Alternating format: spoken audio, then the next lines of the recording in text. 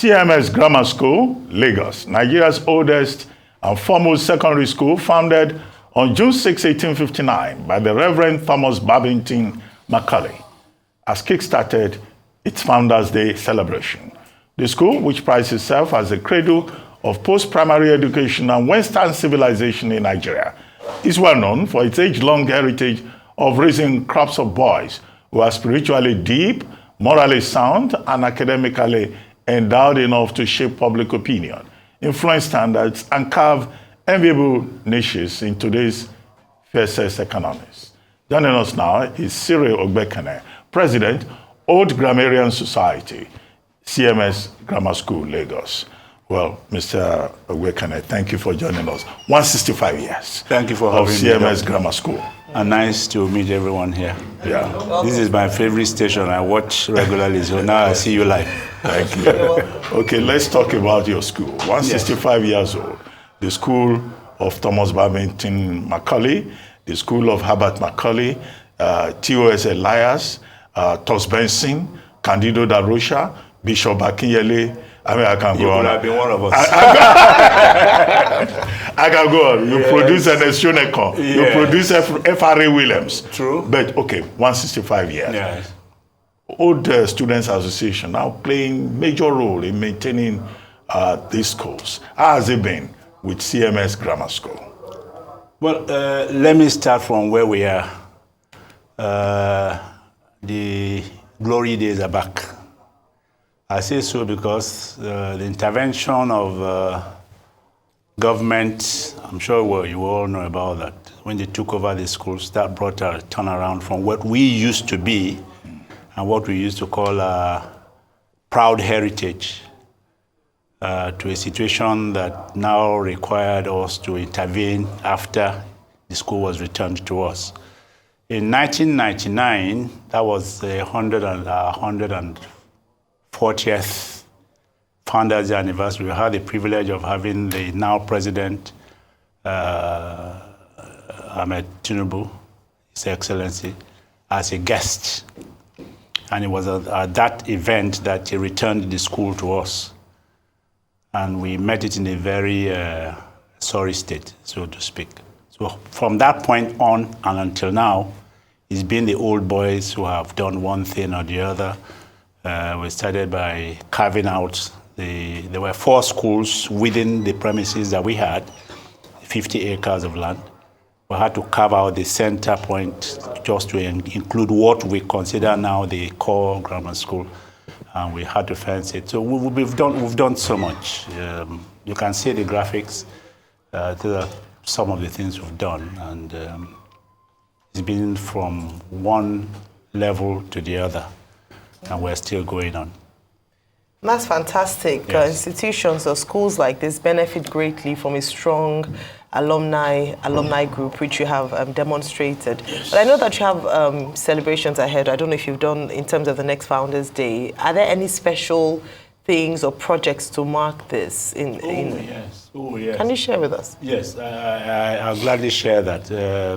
The bishop who oversees the school as a proprietor was with us on the 2nd of June and to commission very many projects just for this year. Off the top of my head, I remember the celebrating set, which is the 1984 set, gave us 80 bunk beds, to replace what they used to know when they were there. And these are high-end products, fully furnished in the sense that it has mattresses and ready to go kind of thing. We now have E-classes, courtesy of the Old Boys Association. We also commissioned that. We have as we speak, the entire premises of CMS Grammar School has a solar backup that ensures that there's light whenever NEPA does its usual stuff. We also have the internet connection by OGS America and the UK.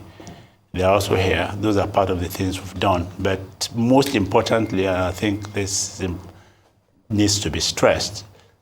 For the first time, as far as I remember, we're giving back to the Bariga community. We gave 165 families packages to align with the 165 years that we are celebrating. Very good. Yeah. I'd like to know, what's the journey been like? The running costs, the numbers, the challenges, and the numbers particularly, vis-a-vis collections of fees and things like that. I know that's not viable enough to run such a great industry like this. I mean, what's it been like? Well, the running of the school is entirely within the purview of the management. But I know that we are not under the waters. We're above, far above or under the waters. But the significant thing to mention now is that we're going back to the culture of a strictly boarding school. Okay. So even that has reduced the number, because what we had before is that you had people coming from the nearest point to school, and then we had boarders who come from outside. But now it's strictly boarded. So I know that students now? We now have like 500 students. Yes. It used to be far more than that. The last count was 700. But it's dropping because we're phasing out the day students. The interaction between the outside and the inside is not aligning with our culture of what we want the grammar school to be.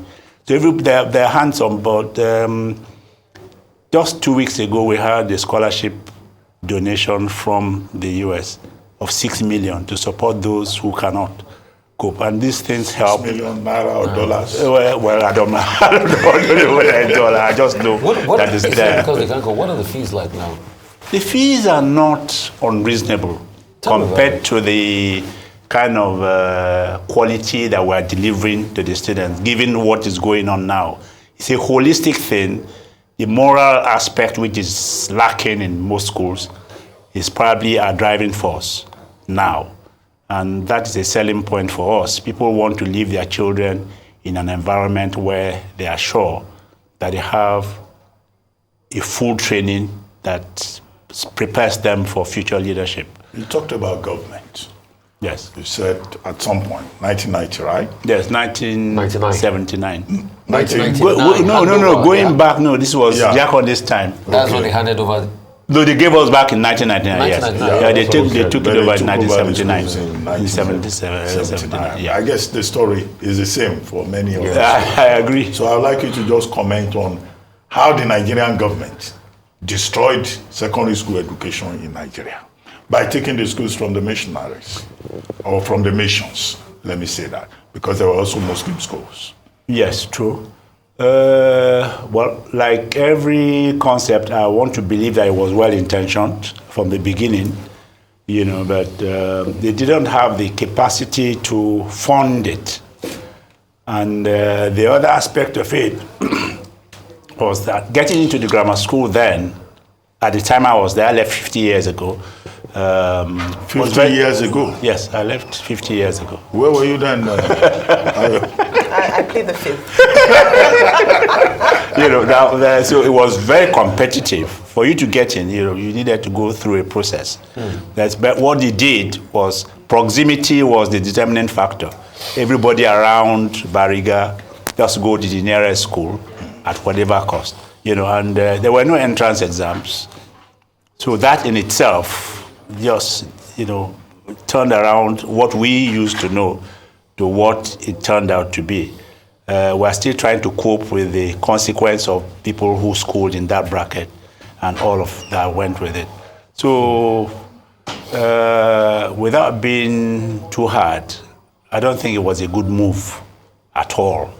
And should anybody be thinking about doing that in future, they shouldn't, because it actually almost collapsed the whole system, so to speak. All right. I hear now, despite the fact that it was returned in 1999, I'm not sure if the glory days have been fully restored. I'm talking about the time when you were in school. What are some of the interventions or investments in education? Because education, whether it's in private hands, is still going to need government support to thrive.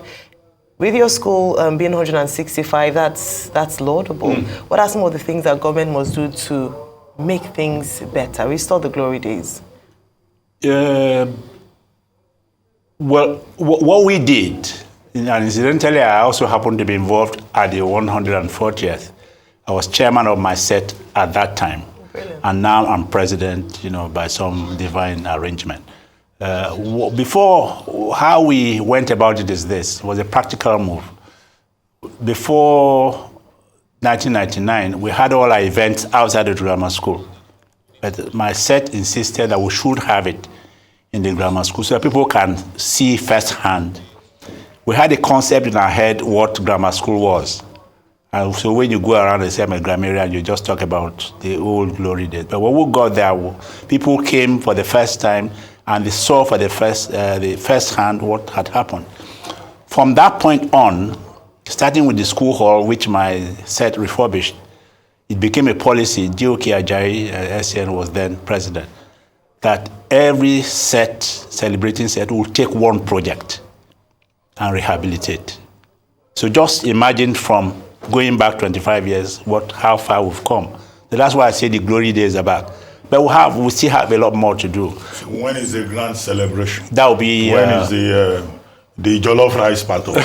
The jollof rice part of it, if we start from the jollof rice, that will be later in the evening at 3 p.m. Today? No. Tomorrow, 6. Tomorrow is actually the Founders Day. Okay. We're having a reception at the Naval Dockyard in Victoria Island. That would be for the rice thing. I'm looking forward to seeing all of you there. But earlier in the day, because the motto of our school is Nisi Dominus Frustra. Yeah, with God? Without God, we labor in vain. So we'll first start with Thanksgiving at the Cathedral Church of Christ on Marina.